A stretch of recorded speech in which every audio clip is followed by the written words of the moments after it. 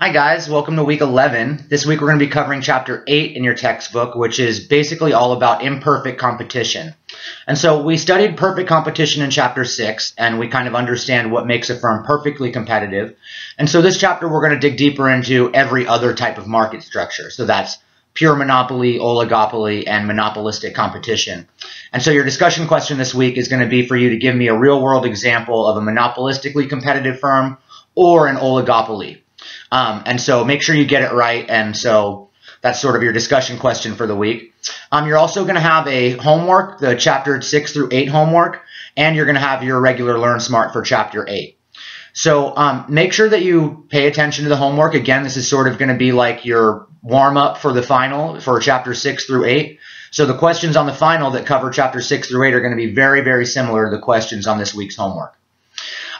So this kind of marks the beginning of a new section of the textbook where we're going to be starting to talk about market failures.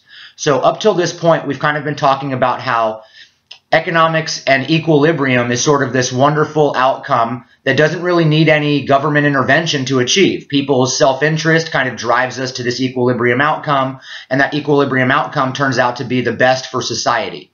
So now we're going to kind of turn the page and show situations where people's self-interest does not lead to the best outcome for society.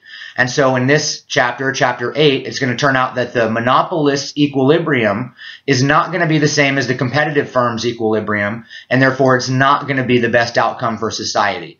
And so we're going to be able to capture or measure how inefficient it is by kind of capturing the size of the deadweight loss triangle, something that you can see in your textbooks. So measuring producer and consumer surplus in equilibrium and then kind of under a monopolist is one way for us to check kind of the size of the lost efficiency from these market failures. So I hope you guys have a great week. Make sure you get all your assignments done.